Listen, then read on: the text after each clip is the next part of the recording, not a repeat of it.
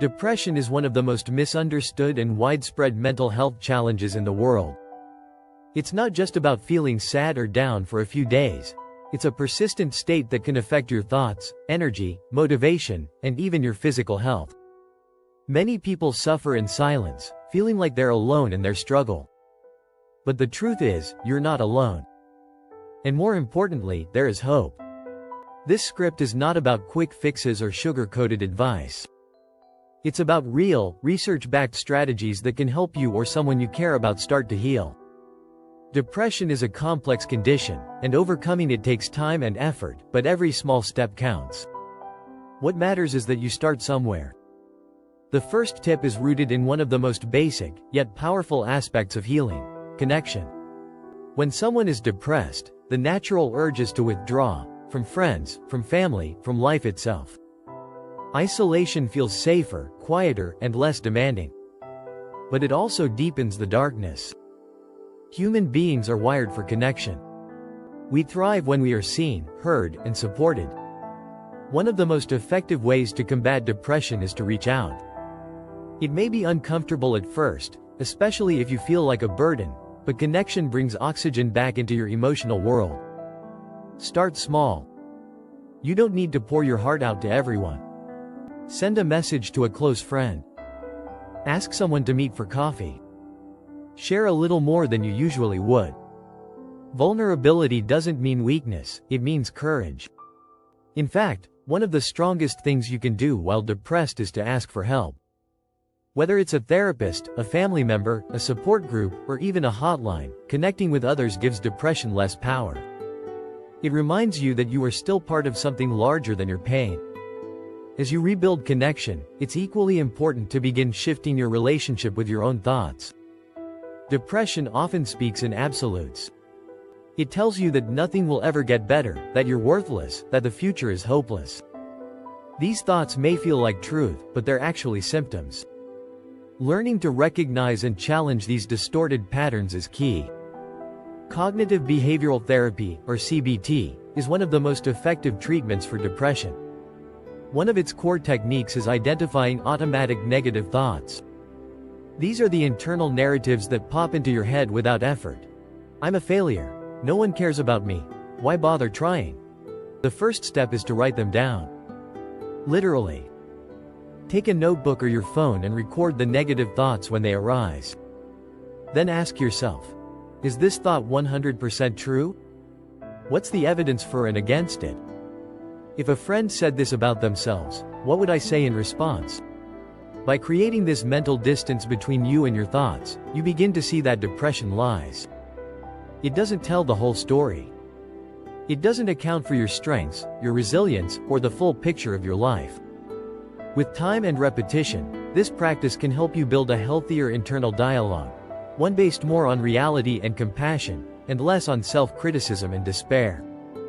Another deeply effective strategy for overcoming depression is movement.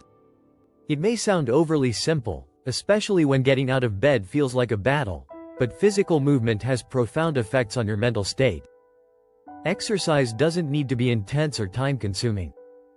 Even a short walk, a few stretches, or gentle yoga can release endorphins, reduce cortisol, and increase serotonin, the very chemicals that depression suppresses. Many studies have shown that regular movement can be just as effective as antidepressant medication for mild to moderate depression. But beyond the biochemistry, movement offers something else. It gives you a sense of agency. It's a way of telling your body and brain, I'm still here. I'm still trying. That matters. That counts. You don't have to feel motivated to start moving. In fact, action often comes before motivation. Just decide on one small action a day. Put on your shoes. Step outside. Move for 5 minutes. That 5 minutes becomes 10, and over time, it becomes a habit. A lifeline. Alongside movement, another powerful tool is routine. Depression thrives in chaos and uncertainty. It tells you there's no point in doing anything, so days blur together, sleep becomes erratic, meals are skipped, and time slips away. Creating a routine helps anchor you in reality. It doesn't have to be packed or productive. Even a simple structure. Wake up at the same time, eat 3 meals a day, schedule one meaningful task, can make a huge difference. A routine gives your day shape. It gives your mind cues that life is still moving, that you still have purpose. Start with the basics: sleep, nutrition, hygiene. These are not luxuries. They are foundations. When you take care of your body, even in small ways, you're also sending a signal to your brain: I matter. My life matters. Equally important is the idea of meaning. Depression often robs life of its color, making everything feel empty or pointless. Reconnecting with meaning, however small, can bring light back into the picture. Ask yourself, what used to bring me joy? What values matter most to me? What kind of person do I want to be, even in the midst of this struggle? Meaning doesn't have to come from grand achievements. It can come from creating something, helping someone, learning something new, or simply being present in the world. Purpose isn't a destination, it's a practice. And the more you engage with it, the more resilient you become against the pull of depression. Another tip that is often overlooked is self-compassion. Depression is brutal enough on its own. The last thing you need is to turn on yourself with blame, shame, or guilt for feeling the way you do. But that's exactly what many people do. They beat themselves up for not being happy, for not snapping out of it, or for being a burden. This only deepens the wound. Imagine speaking to yourself the way you would speak to someone you love. You wouldn't shame them for being in pain. You would hold space for them, encourage them, and remind them that healing takes time. That's what self-compassion looks like. It's not indulgence, it's survival. Give yourself grace. Depression is not a character flaw. It's an illness, and like any illness, it deserves care and patience. Mindfulness and meditation can support this. They help you observe your thoughts and feelings without judgment, to be present with what is, rather than caught up in the storm of what could be or should be.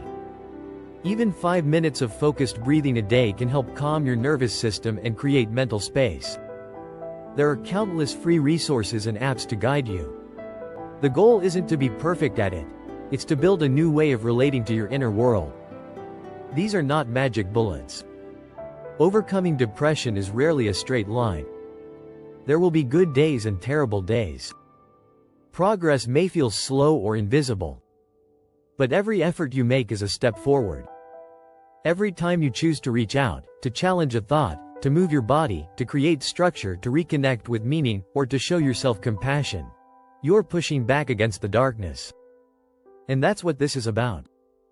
Not pretending it's easy, but reminding you that you have more power than depression wants you to believe. You're still here. And that's enough to begin.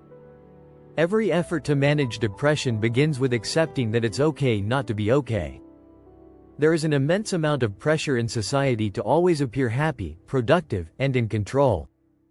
But healing begins when you give yourself permission to feel what you feel, without needing to hide it or explain it away.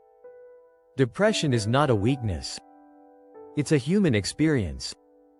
One that millions of people go through, in silence, every single day. But silence doesn't have to be your home. You can speak. You can heal. And you can grow beyond the version of yourself that feels stuck right now.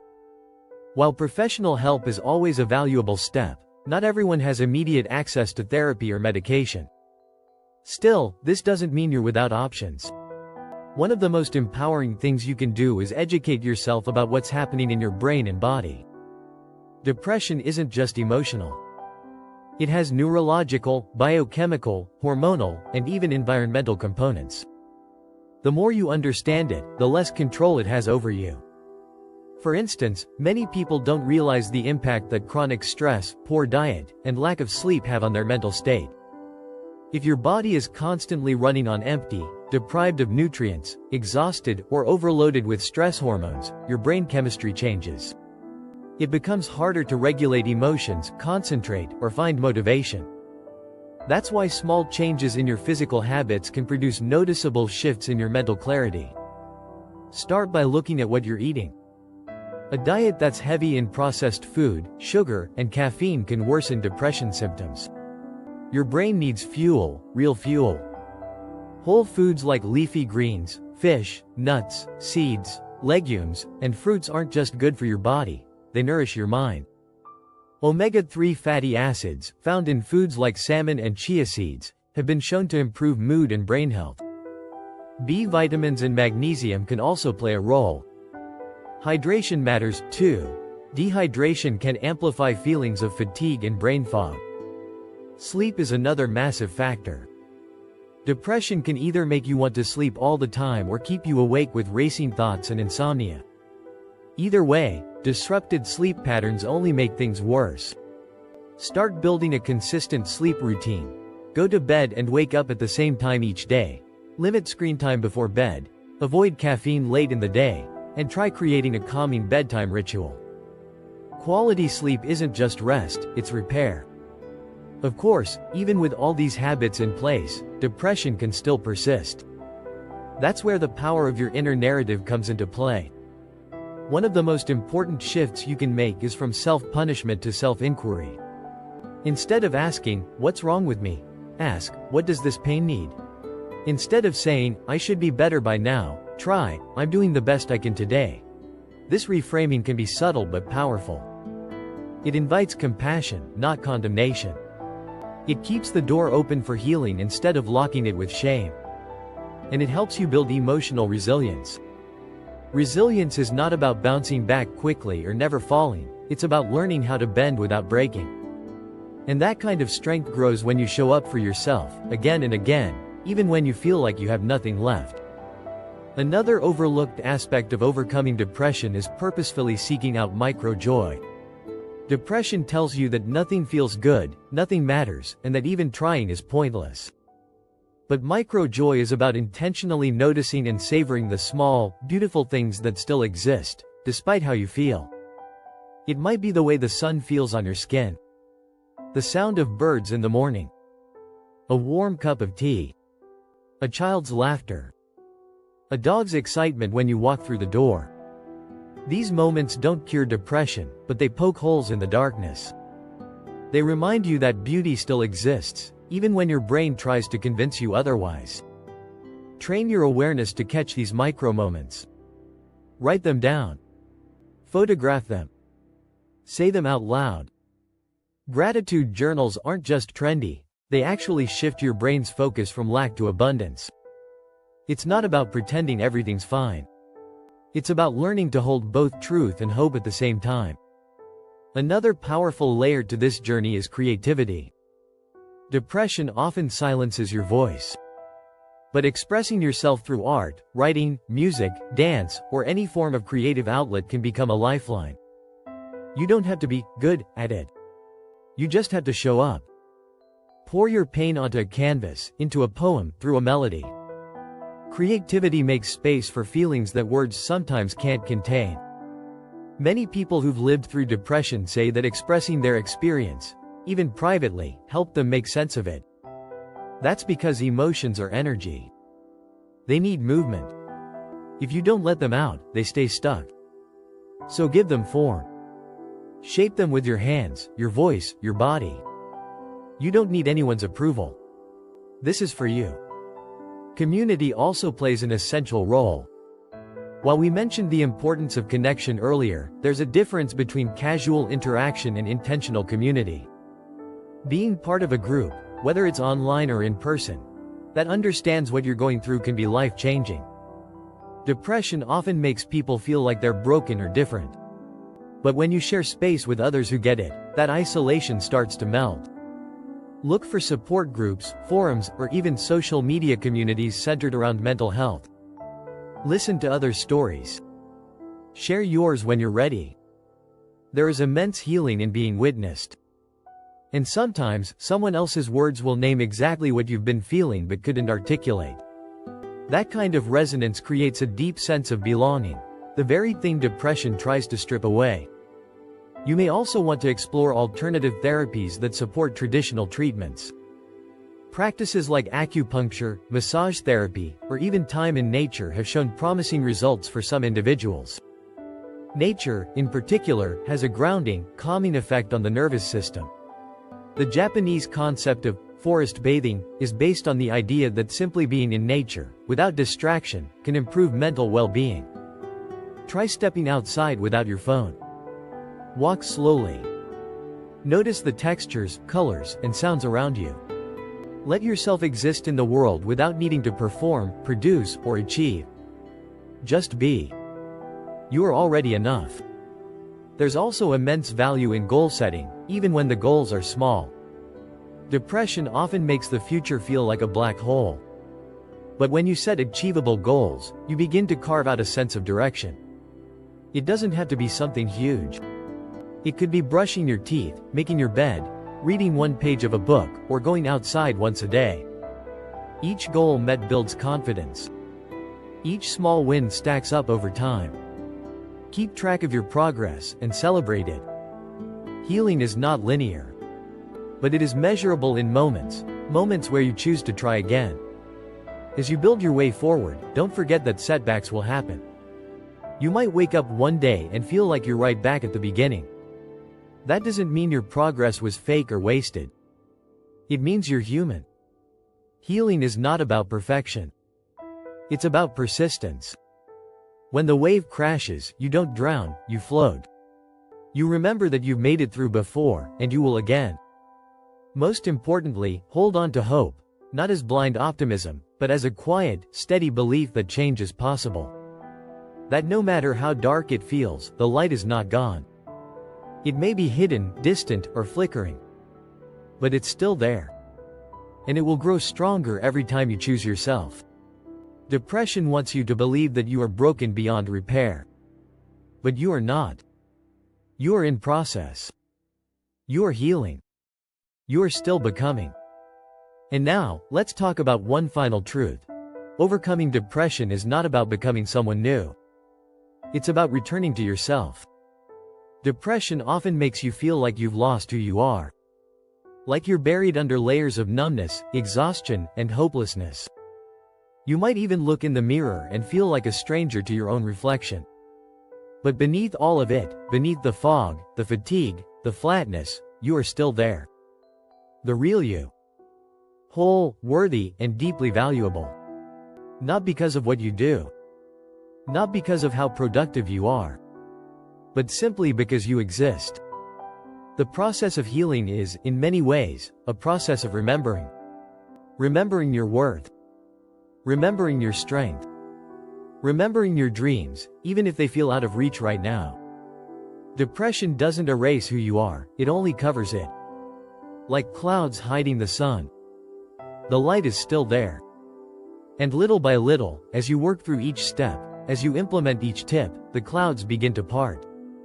So let's recap the 5 tips, not as a checklist, but as pillars you can lean on when you feel unsteady. 1. Move your body, gently and regularly.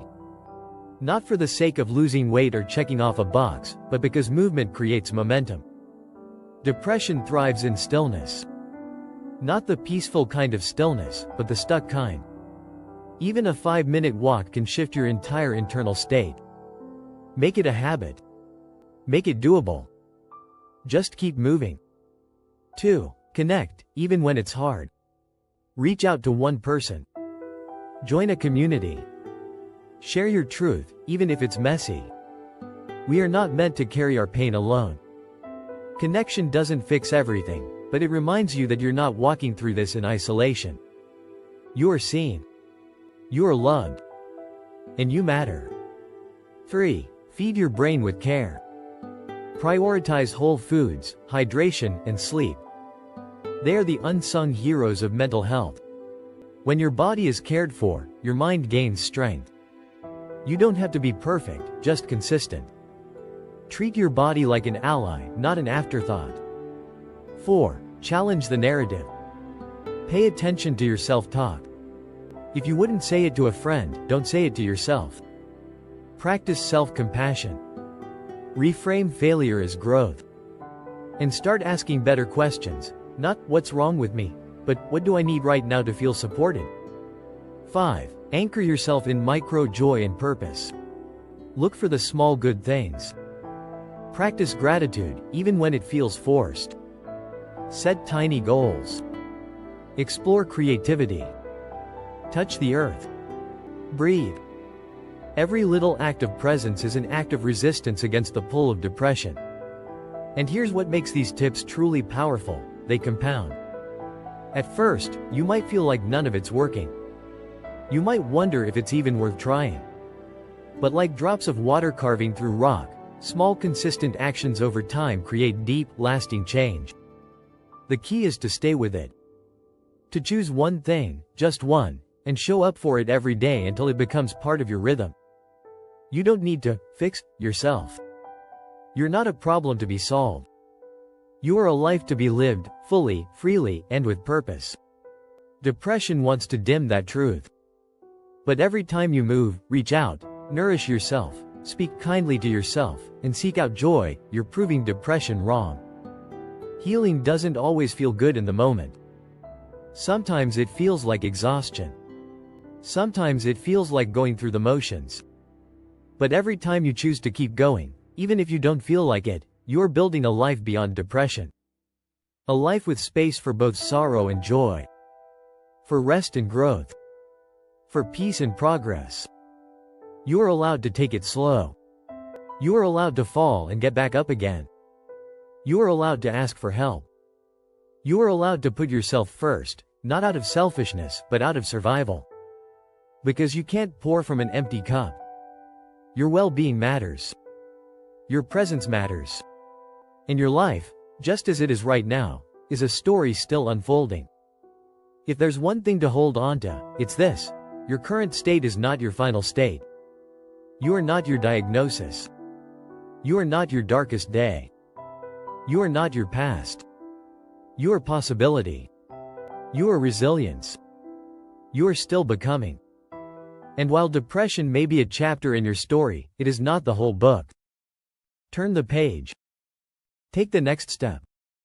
And let the light in, one moment at a time.